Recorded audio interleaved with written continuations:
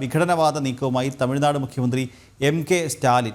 മണ്ഡല പുനർനിർണയത്തിനെതിരെ സ്റ്റാലിൻ വിളിച്ച മുഖ്യമന്ത്രിമാരുടെ യോഗം ഇന്ന് ചെന്നൈയിൽ നടക്കും. മുഖ്യമന്ത്രി പിണറായി വിജയൻ, തെലങ്കാന മുഖ്യമന്ത്രി രേവന്ത് റെഡ്ഡി, പഞ്ചാബ് മുഖ്യമന്ത്രി ഭഗവത് മാൻ തുടങ്ങിയവർ പങ്കെടുക്കുന്നുണ്ട്. ഗൗതം, വിഘടനവാദ നീക്കം അതുമായി തമിഴ്നാട് മുഖ്യമന്ത്രി MK സ്റ്റാലിൻ വീണ്ടും രംഗത്തെത്തിയിരിക്കുകയാണ് അല്ലേ?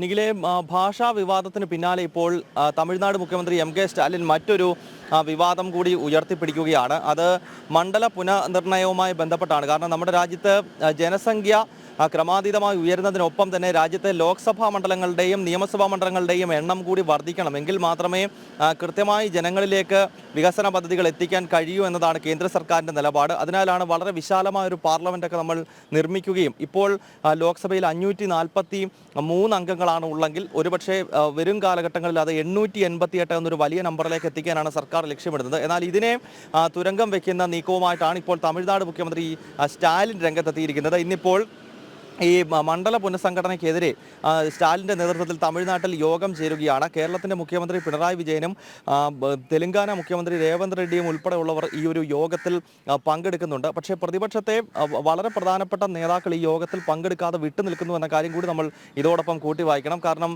ഇന്ത്യ മുന്നണിയിലെ മറ്റ് പല മുഖ്യമന്ത്രിമാർ, ഇപ്പോൾ കർണാടക മുഖ്യമന്ത്രി സിദ്ധരാമയ്യോ അല്ലെങ്കിൽ ഹിമാചൽ പ്രദേശിൽ നിന്നും കോൺഗ്രസിൻ്റെ മുഖ്യമന്ത്രി സുഖ്ബീർ സിംഗ് സുഖുവോ ഒന്നും തന്നെ ഈ യോഗത്തിലേക്ക് എത്തുന്നില്ല.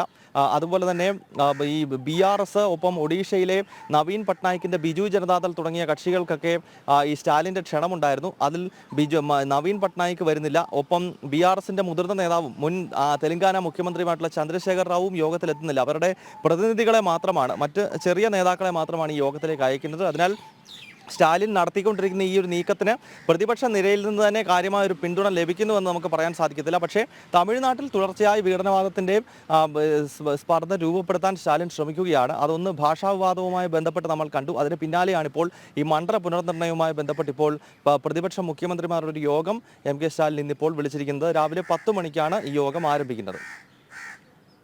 ശരി ഗൗതം, വിഘടനവാദ നീക്കവുമായി തമിഴ്നാട് മുഖ്യമന്ത്രി MK സ്റ്റാലിൻ വീണ്ടും രംഗത്തെത്തി. മണ്ഡല പുനർനിർണയത്തിനെതിരെ സ്റ്റാലിൻ വിളിച്ച മുഖ്യമന്ത്രിയുടെ യോഗം ഇന്ന് ചെന്നൈയിൽ നടക്കുന്നുണ്ട്. കേരള മുഖ്യമന്ത്രി പിണറായി വിജയൻ, തെലങ്കാന മുഖ്യമന്ത്രി രേവന്ത് റെഡ്ഡി, പഞ്ചാബ് മുഖ്യമന്ത്രി ഭഗവത് മാൻ തുടങ്ങിയവർ ഈ ഒരു യോഗത്തിൽ പങ്കെടുക്കുന്നുണ്ട്. വിവരങ്ങൾ നൽകുകയായിരുന്നു ഗൗതം അനന്തനാരായണൻ.